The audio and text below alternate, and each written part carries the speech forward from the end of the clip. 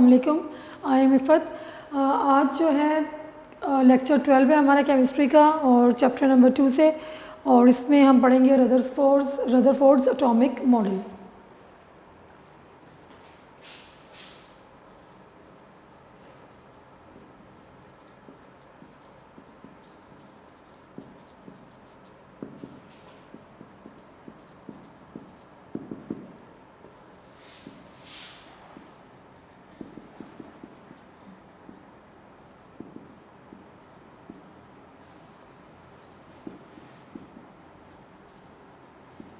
Unit हमारा 2 है structure of atom. अच्छा, अब इसमें जो रदरफोर्ड ने एटॉमिक मॉडल प्रेजेंट किया था उसमें हम क्या, रदरफोर्ड ने कैसे इसको प्रेजेंट किया था कि रदरफोर्ड जो है he wanted to prove that how positive and negative particle they coexist in the atom। के पॉजिटिव पार्टिकल्स जो कि हम पहले पढ़ के आए हैं प्रोटॉन्स होते हैं और नेगेटिव पार्टिकल्स इलेक्ट्रॉन्स, ये किसी भी एटम में कैसे एग्जिस्ट करते हैं। he wanted to know how positive and negative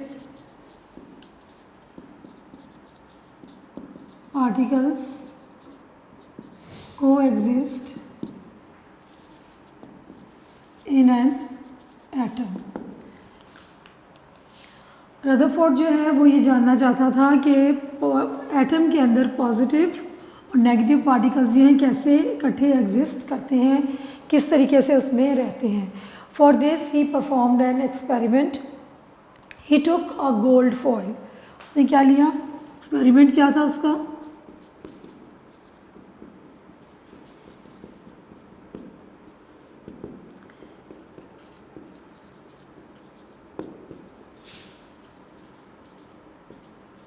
gold की एक उसने शीट ली। गोल्ड फॉयल मीन्स गोल्ड की शीट ली जिसकी थिकनेस थी of 0.0004 centimetre thickness.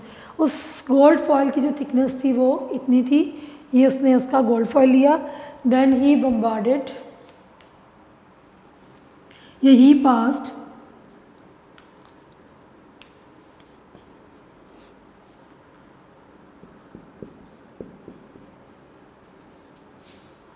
alpha particles through the gold foil। इसने गोल्ड फॉयल से जो है अल्फा पार्टिकल्स को बम्बार्ड किया या पास किया। अब जो सोर्स जो उसने यूज़ किया गोल्ड फॉयल के लिए वो क्या था, सॉरी सोर्स जो यूज़ किया उसके लिए गोल्ड फॉयल नहीं, सोर्स जो उसने अल्फ़ा पार्टिकल्स का सोर्स क्या था, द सोर्स यूज़ कहाँ से उसने अल्फ़ा पार्टिकल्स दिए, that was a radio active element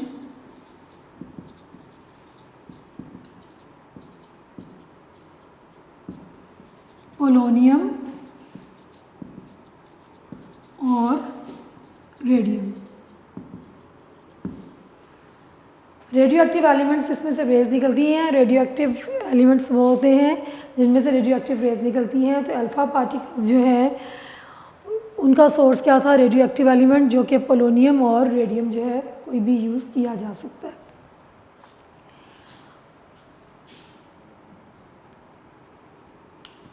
alpha particles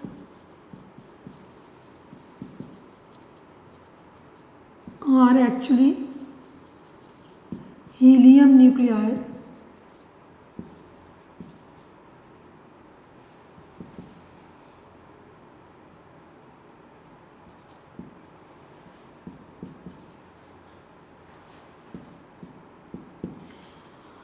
then he observed the effect of the alpha particles when it passed through the gold foil। he observed the effect of these alpha particles on a photographic film which was placed in front of the gold foil, and that photographic film that was covered with zinc sulfide। इसने इन alpha particles को जब gold foil जो जिसकी thickness इतनी थी उसमें से पास किया और उसके इफेक्ट को उसने फिर स्टडी किया या उसने ऑब्ज़र्व किया। वो किस पे ऑब्ज़र्व किया?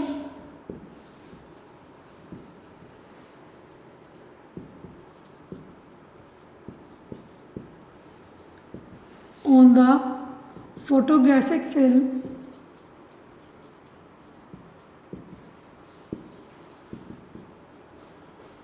placed in front of gold foil covered with zinc sulfide.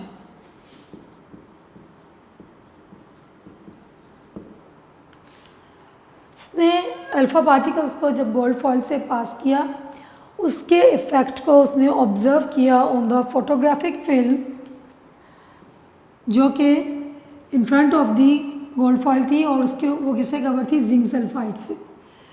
He prove that plum pudding model of was incorrect. उसने प्लम पुडिंग मॉडल जो कि पहले हम प्लम जब हमने चैप्टर स्टार्ट किया तो उसमें हमने डिस्कवरी स्टार्ट हुई थी तो सबसे पहले हमने डाल्टन्स एटॉमिक थ्योरी पढ़ी थी, फिर हमने प्लम पुडिंग थ्योरी पढ़ी थी। उसने उसको गलत प्रूफ किया। सो क्या एक्सपेरिमेंट है कि रदरफोर्ड उसने इसका एटॉमिक स्ट्रक्चर था जो था उसने सोचा कि किस तरह से पॉजिटिव और नेगेटिव पार्टिकल्स जो हैं वो एटम के अंदर को एग्जिस्ट करते हैं, किस तरीके से रहते हैं। इसके लिए उसने एक्सपेरिमेंट परफॉर्म किया। एक्सपेरिमेंट क्या था कि उसने एक गोल्ड फॉयल लिया जिसकी थिकनेस इतनी थी 0.00004 सेंटीमीटर और उसमें से उसने अल्फ़ा पार्टिकल्स को पास किया जो कि पेनिट्रेट कर जाते हैं टू सम एक्सटेंट। इसके बाद जो अल्फ़ा पार्टिकल्स का सोर्स क्या था, जो सोर्स उसने यूज़ किया that was radio active element polonium और रेडियम। कोई भी सोर्स यूज़ किया जा सकता है। और अल्फ़ा पार्टिकल्स एक्चुअली क्या है? These are helium nuclei. उसके बाद उसने ये सब पढ़ने के बाद क्या ऑब्ज़र्व किया? उसने ऑब्ज़र्व किया कि ये पार्टिकल्स जब गोल्ड फॉयल से पास करते हैं तो क्या इफेक्ट प्रोड्यूस होता है। और ये किस पे उसने ऑब्ज़र्व किया? On the photographic film that was covered with the zinc sulphide and was placed in front of the gold foil. अब इसमें पहले हम इसकी डायग्राम जो है उसको देख लेते हैं, उसके बाद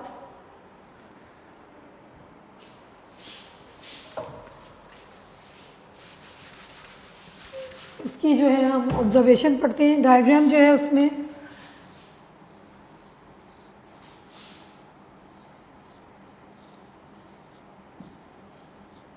ये एटम्स है गोल्ड के, ये एक शीट है।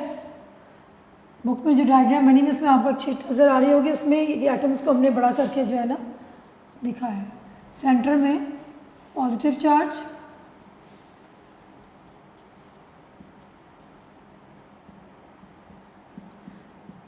बाहर नेगेटिव,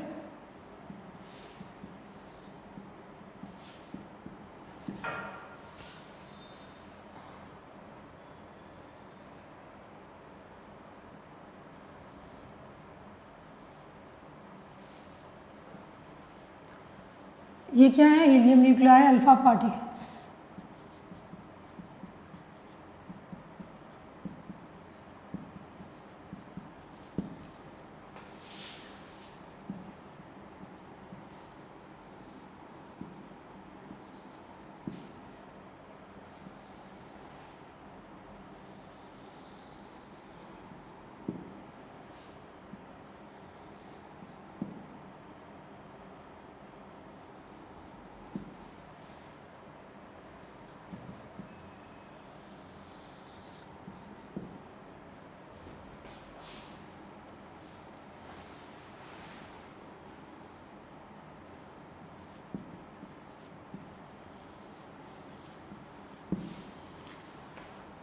ये जो है small deflection,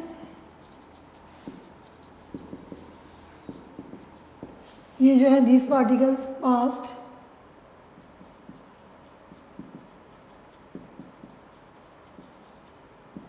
straight without any deflection.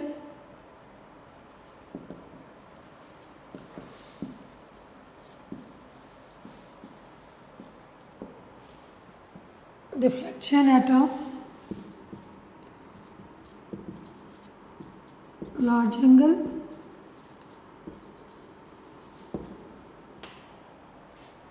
Repelled back, और ये क्या होगा, रिबाउंस और रिपेल्ड बैक। अब जब उसने एक्सपेरिमेंट किया तो उसने क्या ऑब्जर्व किया कि most of the particles they passed straight through the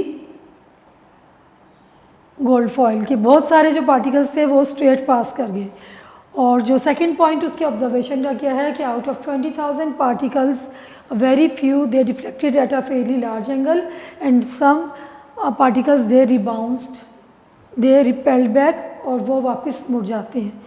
क्या ऑब्जर्वेशन थी, इसको हम लिख लेते हैं।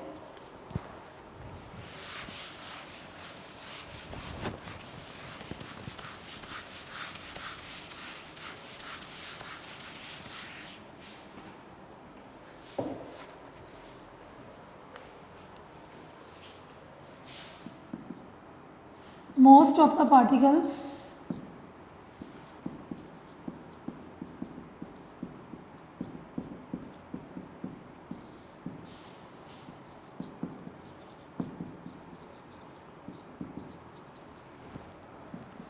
passed straight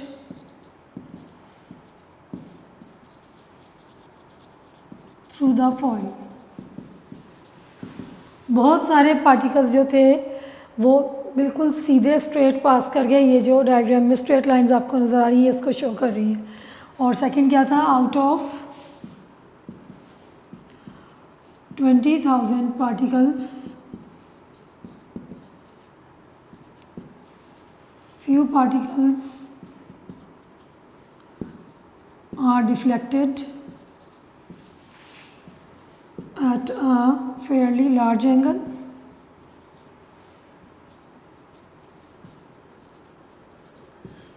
and some particles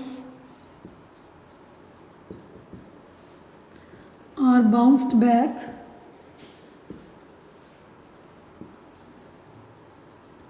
on hitting the foil।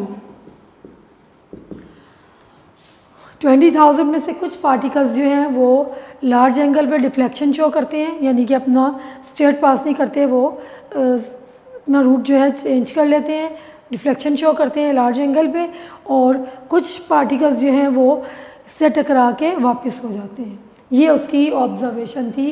Observation के 2 पॉइंट्स हैं कि most of the particles pass straight through the foil, and second क्या है, out of 20,000 particles few particles are deflected at a fairly large angle and some particles they are bounced back on hitting the foil। अब जो है ये सब पहले उसने experiment किया, फिर उसने ऑब्जर्व किया। अब उसने उसके रिजल्ट्स क्या निकाले, अब हम रिजल्ट्स को स्टडी करते हैं। नो रिजल्ट्स जो हैं रदरफोर्ड के क्या थे,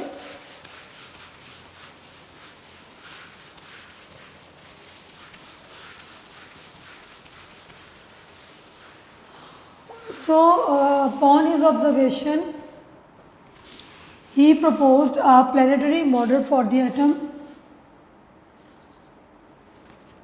depending upon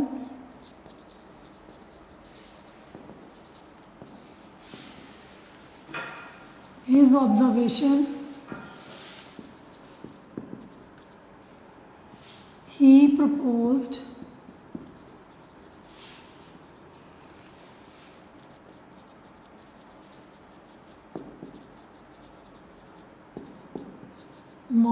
planetary model of an atom। His results were as follows। जो एक्सपेरिमेंट उसने परफॉर्म किया उस पर उसने ऑब्जर्वेशन की, और ऑब्जर्वेशन करने के बाद उसने क्या रिज़ल्ट निकाला कि एटम का स्ट्रक्चर जो है, ये एटम का मॉडल कैसा होना चाहिए। फर्स्ट जो उसकी ऑब्जर्वेशन थी कि most of the particles they pass through the foil straight. What does this show? This show that most of the space occupied by the atom that is empty. Since most of the particles fast, straight,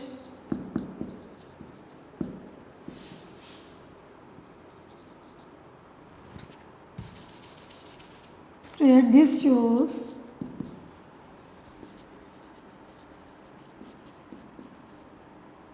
that most of the space occupied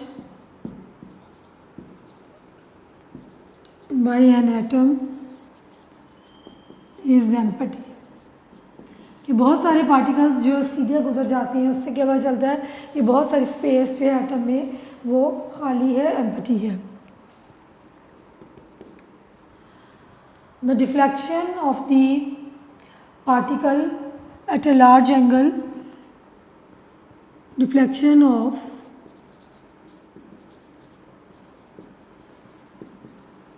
few particles at a large angle show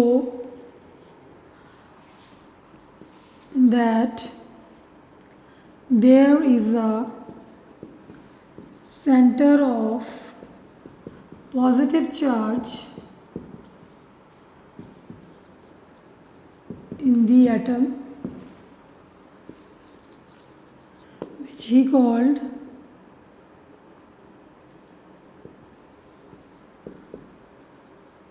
nucleus.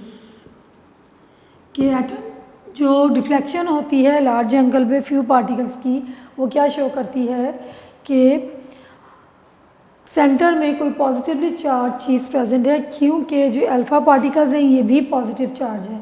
Positive charge जो है वो repel करता है, वो attract नहीं करता, तो वो अपना पाथ जो है चेंज कर लेते हैं। They deflect at a large angle, क्योंकि इनके ऊपर भी पॉजिटिव चार्ज है और सेंटर में भी पॉजिटिव चार्ज है। डिफ्लेक्शन शो करती है कि कोई चीज़ सेंटर में प्रेजेंट है जिसके ऊपर कौन सा चार्ज है, जिसके ऊपर पॉजिटिव चार्ज है, और उस सेंटर को उसने क्या कहा, nucleus. Third, the rebounce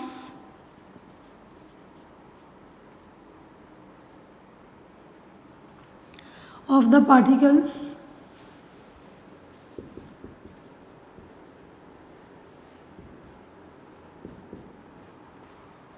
of the few particles show that the center, the nucleus is very hard and dense।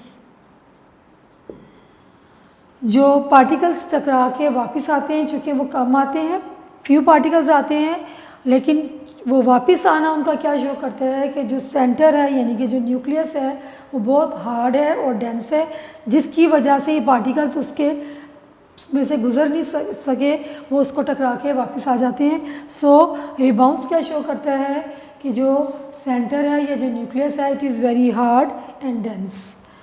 अब डिफ्लेक्शन जो है फ्यू पार्टिकल्स की, वो क्या शो करती है, deflection of few particles show that size of the nucleus is very small as compare to the atom।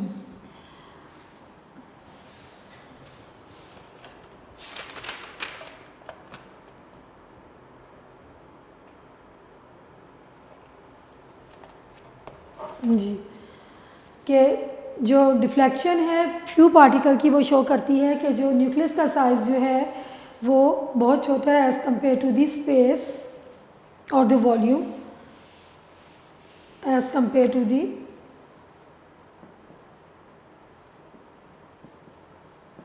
Volume of the atom. Few particles की deflection show क्या करती है कि न्यूक्लियस का साइज़ जो है वो जो एटम है पूरा, उसके जितना उसका वॉल्यूम है उसके कंपैरिजन में बहुत छोटा है। अब जो है फिफ्थ जो पॉइंट है उसका वो क्या है,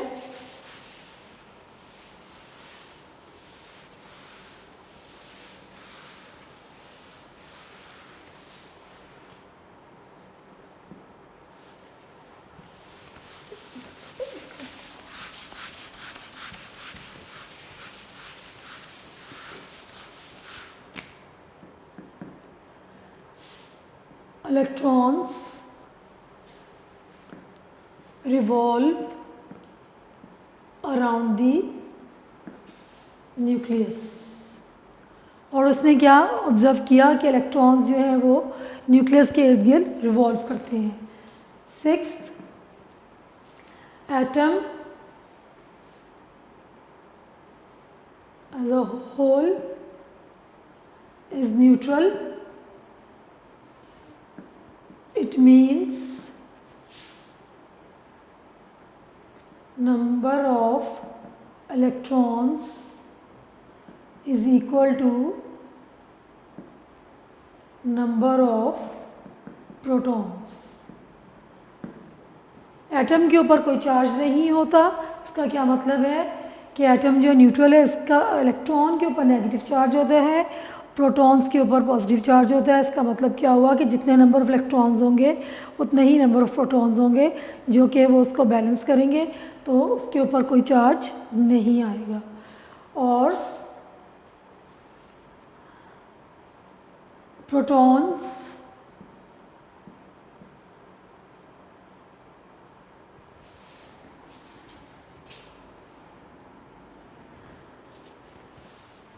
except electrons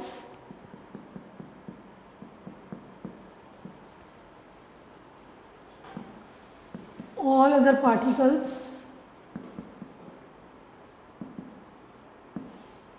that is कौन कौन से हैं, protons and neutrons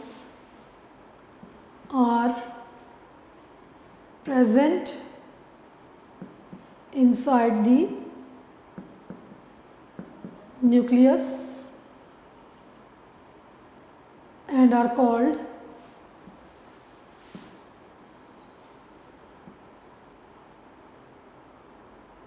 nucleons।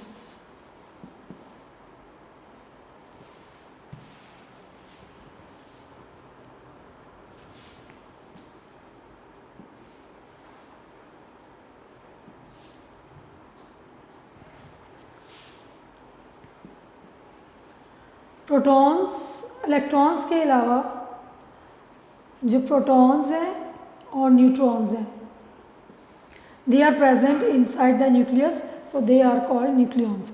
सो ये 7 रिजल्ट्स थे जो कि रदरफोर्ड ने ऑब्ज़र्व करने के बाद, एक्सपेरिमेंट करने के बाद उसने जो ऑब्ज़र्व किया, उसने जो कंक्लूड किया, जो उसकी कंक्लूजन थी कि उसने ऑब्जर्वेशन से क्या चीज़ फाइंड आउट की। उसने एक प्लानिटरी मॉडल जो है प्रेजेंट किया एटम का, जिसके अकॉर्डिंगली क्या था कि most of the particles pass straight, this shows that most of the space occupied by the atom is empty, then deflection of the particles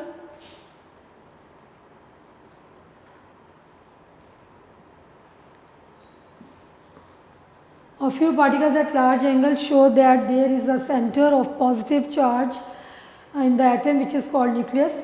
कि डिफ्लेक्शन जो है वो शो करती थी कि सेंटर में कोई पॉजिटिवली चार्ज चीज़ प्रेजेंट है और सेंटर का नाम क्या रखा, न्यूक्लियस। क्यों? क्योंकि अल्फ़ा पार्टिकल्स पे भी पॉजिटिव चार्ज था और वो जब इससे टकराते हैं तो वो क्या शो करते हैं, डिफ्लेक्शन। जब उसके करीब से गुजरते थे, जब वो न्यूक्लियस के करीब से गुजरते थे तो वो डिफ्लेक्शन शो करते थे। दिस शोज दैट कि जो सेंटर है उस पर भी पॉजिटिव चार्ज है और उसका नाम उन्होंने क्या दिया, न्यूक्लियस।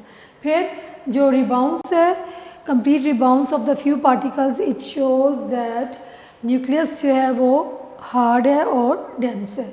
देन फोर्थ, रिफ्लेक्शन जो है फ्यू पार्टिकल्स की वो शो करती है कि न्यूक्लियस का साइज़ जो है वो एटम की जितनी स्पेस ऑक्यूपाई की हुई है उससे छोटा है, जिसकी वजह से फ्यू पार्टिकल्स जो हैं वो डिफ्लेक्शन शो करते हैं और बाकी पार्टिकल्स जो हैं वो स्ट्रेट उसमें से पास कर जाते हैं। इलेक्ट्रॉन्स जो हैं वो रिवॉल्व करते हैं अराउंड दी न्यूक्लियस। उसके बाद एटम जो है एज अ होल क्या है, न्यूट्रल इन नेचर है। ये इसमें क्या है कि इलेक्ट्रॉन के नंबर जो है that is equal to the number of protons. वो न्यूट्रल क्यों है? एटम के ऊपर कोई चार्ज नहीं है, because number of electron is equal to the number of protons. Electron पे नेगेटिव चार्ज होता है, प्रोटॉन पे पॉजिटिव चार्ज, वो उसको इक्वल होते हैं, इस वजह से एटम ऑन दी होल जो है वो न्यूट्रल होता है। उसके बाद इलेक्ट्रॉन्स के अलावा जितने भी सब एटॉमिक पार्टिकल्स हैं they are present inside the nucleus, और उसको क्या बोलते हैं? न्यूक्लियॉन्स। और वो क्या होते हैं? Protons and neutrons. So these were the results which were given by the Rutherford. अब जो है इसके जो अगला जो टॉपिक है छोटा सा है हमारा, वो है defects in the Rutherford atomic model.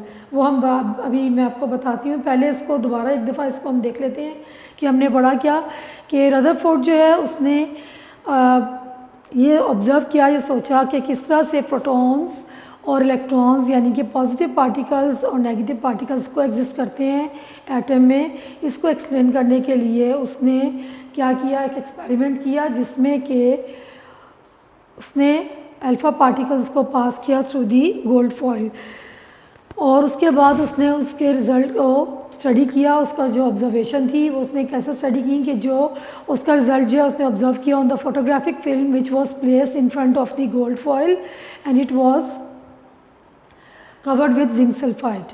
उसके बाद ऑब्जर्वेशन क्या थी कि most of the particles they pass through the gold foil straight and out of 20,000 particles few were deflected at a fairly large angle and some or few are bounced back completely on hitting the gold foil। फिर results आ जाते हैं और उसमें results जो हैं वो उसमें हमने 7 पॉइंट्स जो हैं वो पढ़े हैं, जिसमें क्या है कि पार्टिकल्स जो हैं वो most of the particles straight pass कर जाते हैं, जो शो करता है कि एटम जो है वो उसमें बहुत सारी जो जगह है वो खाली है।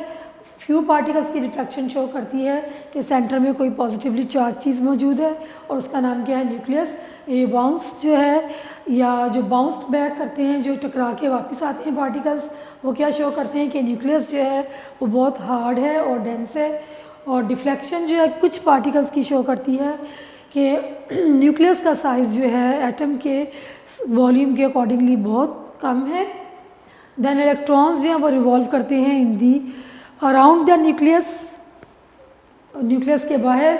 Atom as a whole neutral है, इसका मतलब ये है कि प्रोटॉन्स और इलेक्ट्रॉन्स का नंबर इक्वल है, और तो इलेक्ट्रॉन्स के अलावा बाकी पार्टिकल्स जो कि प्रोटॉन्स और न्यूट्रॉन्स हैं वो कहाँ एग्जिस्ट करते हैं? इनसाइड द न्यूक्लियस, और इनको हम बोलते हैं nucleons.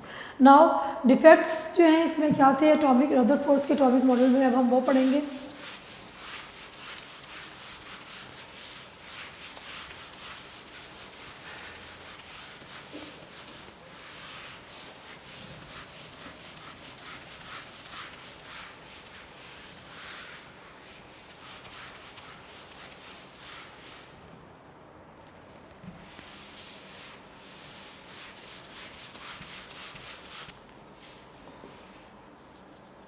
Defects in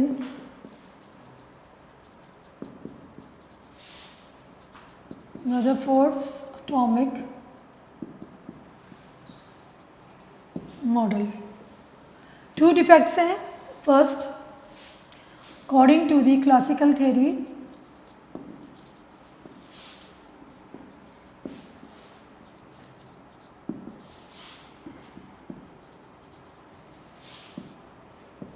electron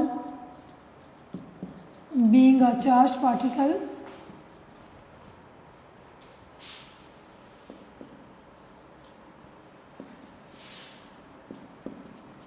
should emit radiation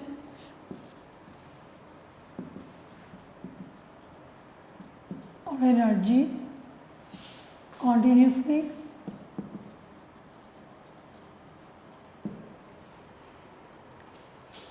and ultimately it should fall into the nucleus.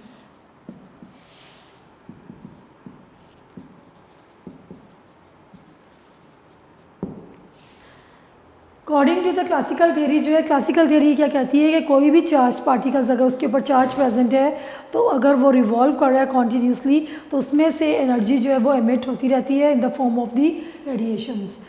तो अकॉर्डिंग टू द थ्योरी अगर हमने पढ़ा है कि इलेक्ट्रॉन के, ये इसने बताया कि इलेक्ट्रॉन के ऊपर नेगेटिव चार्ज होता है, तो इलेक्ट्रॉन जो है वो चार्ज पार्टिकल्स है, ये हमने पहले भी पढ़ा है डिस्कवरी ऑफ कैथोड रेज में कि इलेक्ट्रॉन के ऊपर कौन सा चार्ज होता है, नेगेटिव चार्ज पार्टिकल है।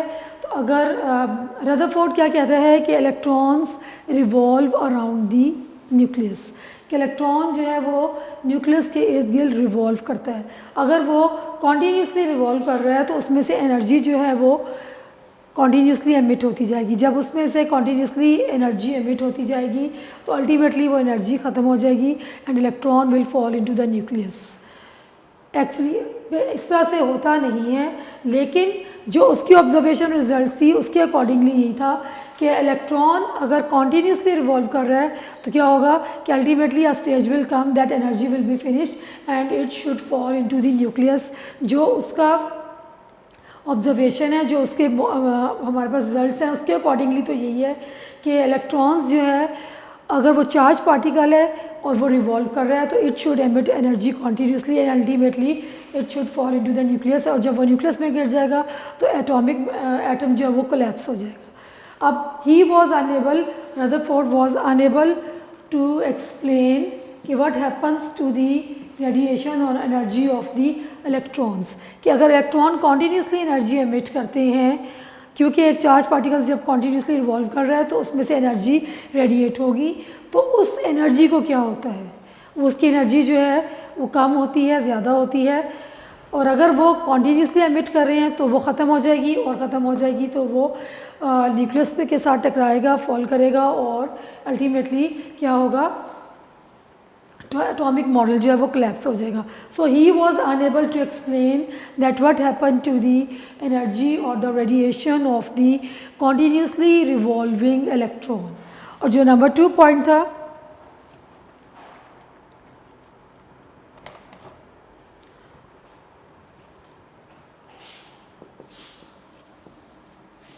if the electron is revolving continuously, it should form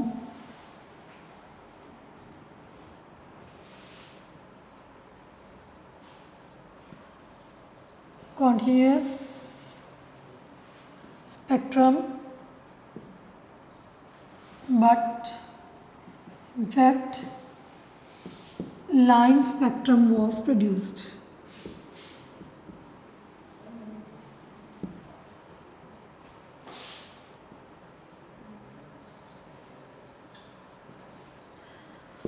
दूसरा उसका जो डिफेक्ट था वो ये था कि अगर electron, according to him, electron is revolving around the nucleus continuously, अगर वो कॉन्टीन्यूसली रिवॉल्व कर रहा है तो उसकी जो रेडिएशंस निकलती हैं या उसमें से जो एनर्जी रिलीज़ होती है, इट शुड फॉर्म, उसको क्या बनाना चाहिए था, कॉन्टीन्यूस स्पेक्ट्रम, जो उसको अगर हम ऑब्ज़र्व करें कि वो उस जो रेडिएशंस हैं उनका क्या पैटर्न है, तो उसे कॉन्टीन्यूस स्पेक्ट्रम होना चाहिए था। लेकिन ऑब्ज़र्व करने पे क्या फाइंड आउट हुआ कि एक स्ट्रेट लाइन या लाइन स्पेक्ट्रम जो है वो प्रोड्यूस होता है, कॉन्टीन्यूस स्पेक्ट्रम प्रोड्यूस नहीं होता। तो he was unable to explain that what happen to the energy of the revolving electron, कि अगर एक चार्ज पार्टिकल है और वो कॉन्टीन्यूसली रिवॉल्व करता है तो व्हाट हैपन टू दी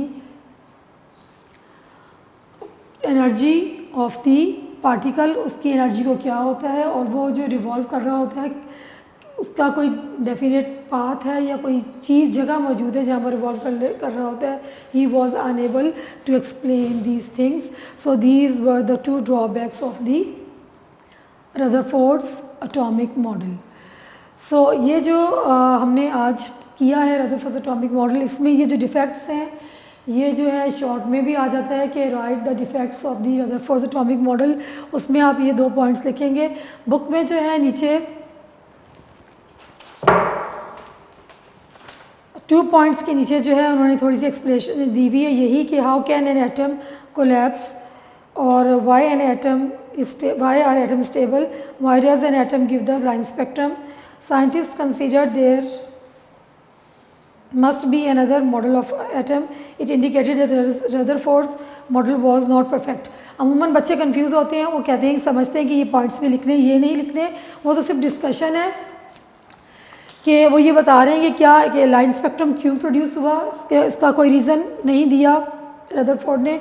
और जो एनर्जी थी, अगर वो इलेक्ट्रॉन की ख़त्म हो जाती है कॉन्टीन्यूसली रिवॉल्व करने से, तो वो गिर जाएगा न्यूक्लियस में, तो एटम जो है वो कोलैप्स कर जाएगा। He was unable to explain these things. तो ये 2 उसके ड्रॉबैक्स हैं, ये डिफेक्ट्स हैं। आपने सिर्फ ये 2 पॉइंट्स लिखने हैं, इसके अलावा आपने जो नीचे डिटेल है वो नहीं लिखनी। जो क्वेश्चन आता है, अगर आता है कि what was Rutherford's atomic model, उसमें आपने अगर लॉन्ग में आया तो आप कंप्लीट लिखेंगे। पहले आपने उसकी जो एक्सपेरिमेंट है वो लिखना है, डायग्राम ड्रॉ करेंगे, उसकी ऑब्जर्वेशन, उसके रिजल्ट्स और डिफेक्ट्स भी लिख दें। अगर सिर्फ आता है कि व्हाट वर द, जो कि अमूमन आ जाता है, एक्सरसाइज का भी क्वेश्चन है, what were the results given by the Rutherford atomic model, तो जो 7 पॉइंट्स मैंने आपको बताए हैं वो 7 पॉइंट्स जो हैं वो रिजल्ट्स में आते हैं पेज नंबर 32 पे। अगर शॉर्ट में आता है कि what was the observation of the Rutherford atomic model या what was the observation of the Rutherford during the gold foil experiment, तो वो पेज नंबर 31 पे जो 2 ऑब्जर्वेशन है शॉर्ट में आप वो लिखेंगे। और अगर डिफेक्ट्स आ जाते हैं शॉर्ट में तो आप सिर्फ ये 2 पॉइंट्स जो हैं वो लिखेंगे। आज का लेक्चर जो है हमारा यहाँ पे ख़त्म होता है। नेक्स्ट में इंशाल्लाह हम जो है बहुत से एटॉमिक मॉडल पढ़ेंगे, जिसमें कि अकॉर्डिंग ये इन डिफेक्ट से हमें पता चलता है कि कोई और मॉडल होना चाहिए जो कि एक्सप्लेन कर सके कि इलेक्ट्रॉन की एनर्जी को क्या होता है और इलेक्ट्रॉन प्रॉपर्ली कहाँ पे रिवॉल्व करते हैं। वो इंशाल्लाह हमारे नेक्स्ट लेक्चर में इसको हम कंटिन्यू करेंगे। टिल देन अल्लाह हाफिज़।